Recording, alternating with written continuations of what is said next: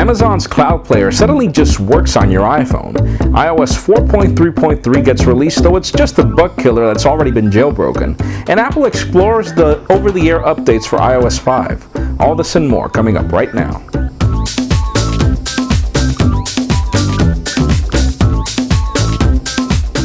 Hello everybody, I'm Jaime Rivera and welcome to the Pocketnow iReview, the show where we go through all this week's cool and the not so cool inside the world of Apple's iOS devices. Let's start this week off with the cool.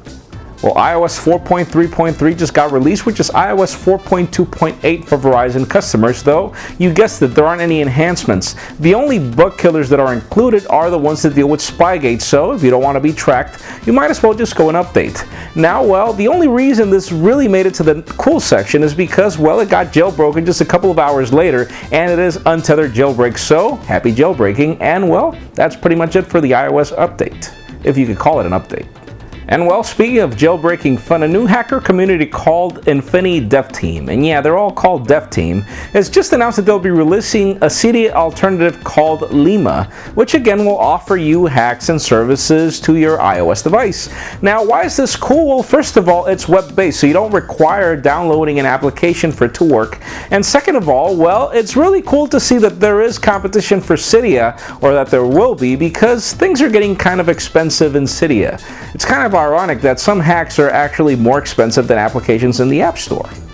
And well, the Amazon Cloud Player was a lot of news because of the fact that it beat Apple to the fact that Apple was working on bringing iTunes to the cloud.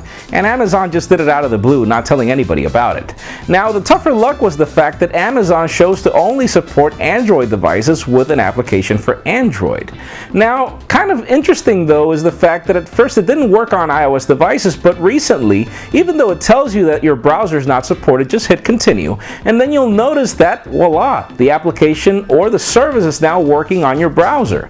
And well, it's kind of ironic considering that the application for Android is currently only available in the US, but still, I can actually upload music from my iTunes library to the Amazon Cloud Player service and play it on my iPhone when I'm not in the United States.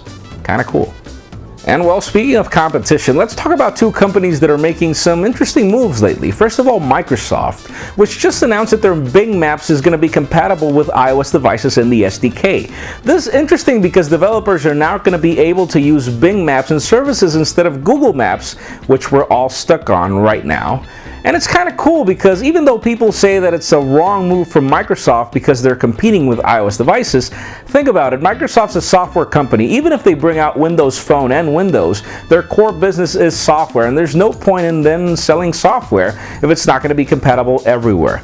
Second of all, well, RIM has just announced that their Blackberry Enterprise server is going to be compatible with iOS devices, meaning in the past their enterprise server would only work with Blackberries, and now it's going to work with iOS devices and possibly also Android. Now, call it a weird move from RIM, but yeah, they're not in the business of only selling phones, and if their devices are not relevant anymore, kind of a smart move to have iOS be part of their deal because there are CEOs out there. Everybody's using iPhones now. Almost everybody. Now, rumors have Apple working on over-the-air updates for iOS 5, which is cool because everybody else can do it instead of Apple.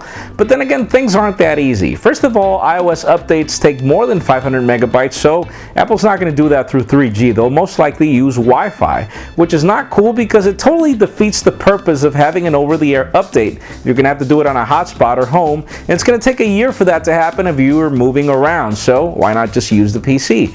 And then, well, second of all, Apple could probably be considering, just giving you fragments of updates to what requires an update, which could make the OS bigger and taking storage away from your device. And then again, also, think about it, backups happen over the PC. Rumors have it that Apple's not going to be bringing these backups over the air, so it's not going to be an easy update if things go wrong. You're going to have to go look for your PC to get things working, so we're getting close to the not so cool section, so things are making sense, right? Well, that does it for the cool. Let's continue on with the not so cool. If you're with us on the list of people that are waiting for Apple to release the next generation iPhone in June or July, well, things are getting kind of rocky. In the past, well, we have heard a lot of rumors, but we were still waiting for confirmation. Now, an AT&T representative told a customer over the phone that they do have confirmation that Apple will be pushing the device to later, not June, July. It could be September for the iPod event, but again, bad news. Not really sure what to expect. And well, as funny as it may sound, the current debate out there is whether the white iPhone is thicker than the black iPhone. And well, a ruler says that it is thicker, Consumer Reports says that it is thicker, but then comes Philip Schiller and says that it's not, that people are hallucinating. Now, first of all, find something better to debate, Phil. I mean, if a ruler and Consumer Reports says that it is thicker, just accept it, buddy. You told everybody that it took so much for you to build the iPhone. It made sense for it to be thicker, so why make it any worse with news?